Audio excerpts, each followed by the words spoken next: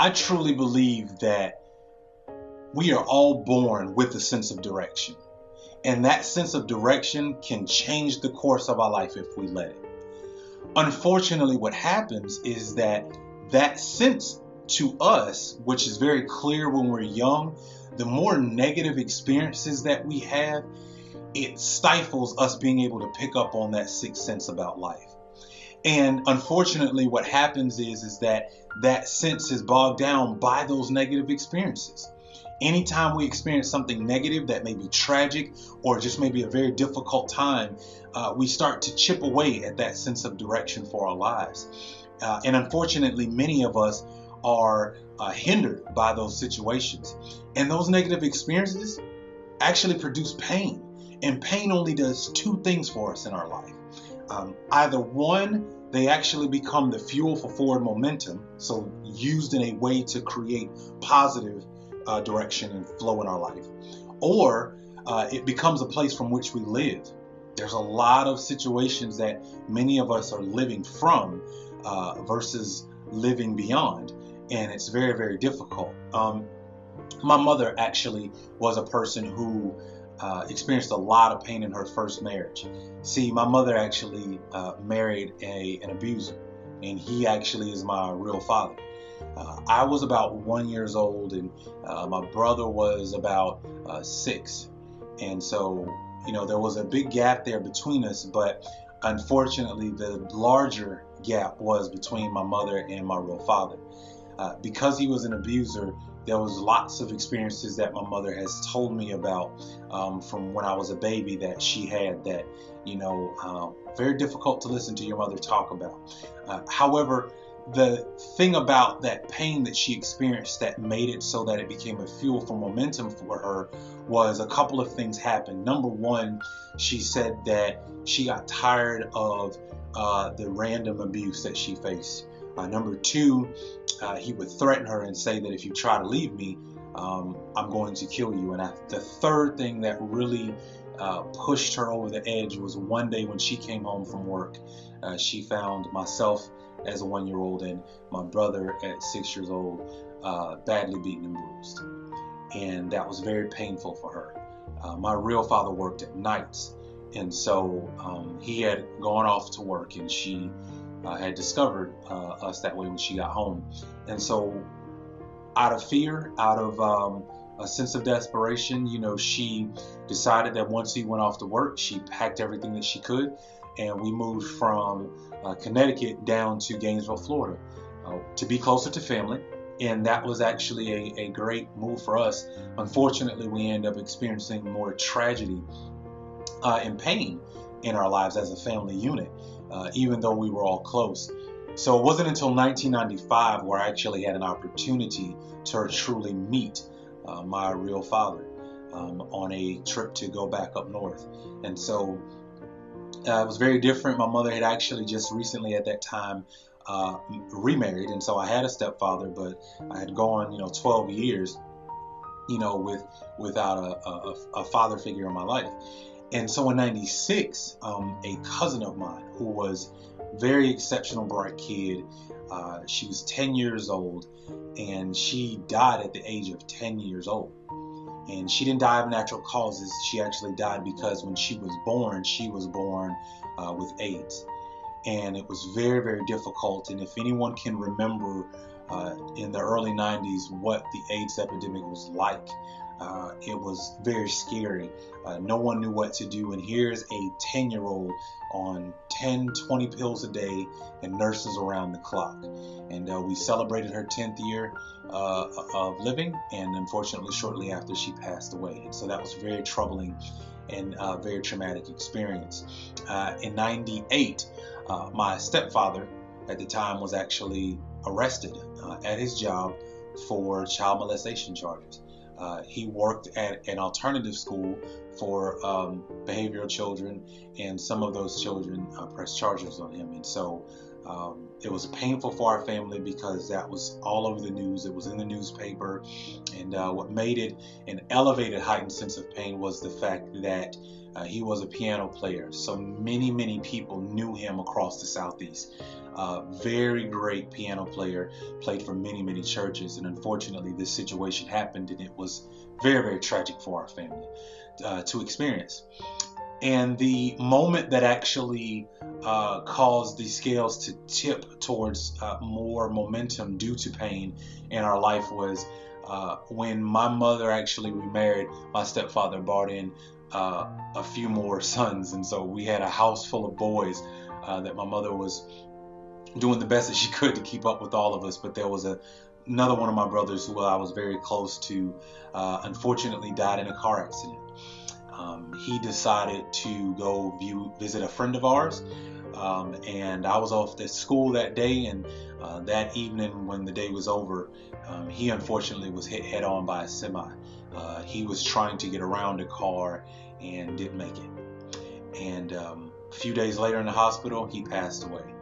And I can remember the feeling of being out of school for a little while, and dealing with the funeral and all the things that you deal with when someone passes away. And then I remember going back to school and trying to get back into life, and everybody just kind of look at you, with deer in the headlights look, just from the amount of things that we had experienced. And so that was kind of the moment, that my mother decided, we've gone from one situation, and it seems like, it hasn't gotten as good as we would like it. And, we bounced around from different, impoverished neighborhoods to, living this side of town, that side of town. And so my mother just decided, you know what, it's time to go. And so we packed up and we left as a family, and we moved to Atlanta, Georgia, where my life would ultimately change for the better. And I would still have experiences, but, things would be very different. And so, that decision for my mother was, really big. And so for me, I could not understand, as I begin to look back on my life, how did those things, even come about? When I really started to do some real soul searching and reflecting on my life, the older I got, I started asking the why questions, right? I think there's two levels of whys that we all ask when we experience major situations in life.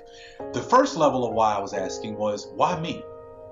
Why did I have to experience, not meeting my real father until 12 years old? And even to this day, you and I sitting here having this conversation, I still haven't had a chance to meet him. I even tried in my early 20s to reach out to him and have a chance to meet him, and never got a chance to. Why did I have to experience that? Why did I have to have a 10-year-old cousin? I watched her suffer, for 10 years of her, the first years of her life, dealing with a disease and pass away. Why did I have to experience that? Why did I have to experience a brother of mine, dying? Why did I have to experience my stepfather, being arrested for, child molestation charges?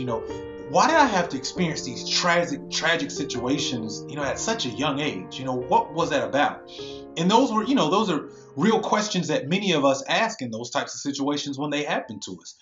The second level of why I started asking was, well, now that I'm older, I have, a life that I deem for me is of quality. I'm not bound by those things, and so I started asking, how is it that I was able to get past those things? How is it that I'm not impacted by those situations like some of my other family members are, or when they happen to other friends that I know, they're not able to pass those things. And it begins to rock and change their entire life existence after they experience a situation like that. And so I used to constantly ask myself, why am I not, somewhat impacted to a certain point that it stifles me? Because I've been able to move forward. And I think ultimately if I could sum that second level of why up, I'm asking, why does my life today not resemble my past experiences? And I used to really question that because I wanted to really understand, how does that work for somebody? How is it I can live in a world of poverty mentality, of the way I think about money, or the way I handle certain situations, or what we had to deal with. My mother worked 2 jobs, in the morning and at night to support us, before she met my stepfather. She did everything that she could, so she couldn't be there to enjoy the sports and enjoy the awards things like she wanted to be. So I used to just ask myself, like, why did, for some people I know those experiences have, traumatized them to some degree, and it's been hard for them to get over that. And somehow I feel like I'm living a full life, and I used to almost feel, somewhat ashamed about that. Like, why does that not impact me? How is it I can go from a life of where I felt hopeless, despair, and troubled to now I got a life of vibrancy? I feel alive every day that I wake up, and I look forward to the next day's challenges. How was I able to, make that happen in my life? And as I began to really do that line of work, I think what I realized is that there was a pattern there. There was something in my life that was working for my good that I had absolutely no idea was going on. But I will tell you, that was probably the best thing that I discovered as I did some real reflection, as I began to look at the patterns of my life, as I began to look at how is it I was able to make that change from hopelessness to hope, from despair to actually owning my days and enjoying the life that I now live. I began to notice something that I began to share with other people. I began to notice a framework, if you will, that helped me understand that there was a way that I can live without being bound by my past experiences. And it's there for everybody. So I started talking to more people about it. I started interviewing other people, and I started to notice I wasn't the only one.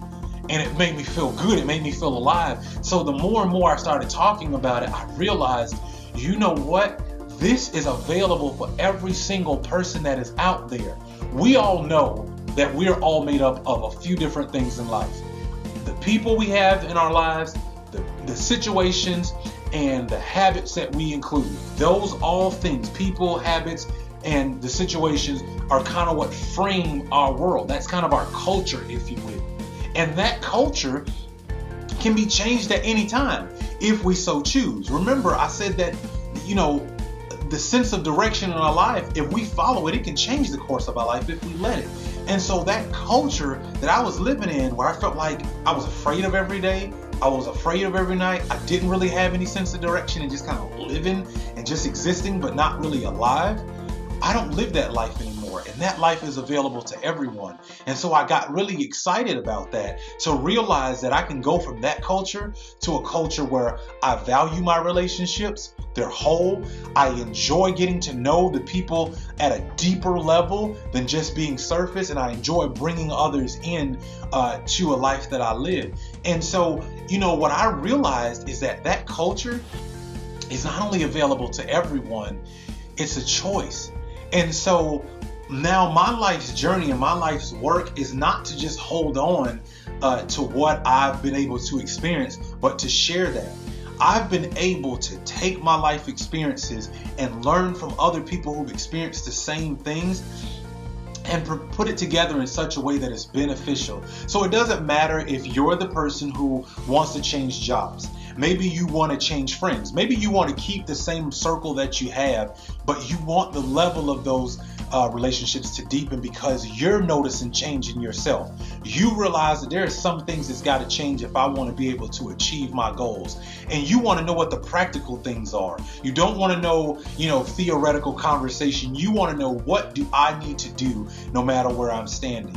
And I was able to extract that out of my life and learn from others and put something together that's available to everybody. Because when you start enjoying life fully and you're really able to express who you are, that's authenticity. And that's all we ever fight for. We fight for it at the job. We fight for it in our friendships. We fight for it in our, deeper relationships that we have. That's all we want to be every day, is we want to get up and we're being authentically us. no matter where we are.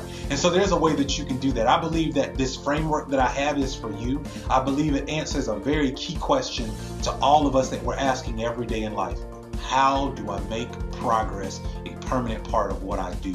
And so I believe that no matter what you're doing, changing jobs, changing industries, changing friendships, deepening your friendships, doesn't matter. This framework is here to help you make those changes, and it will help you see beyond your current culture.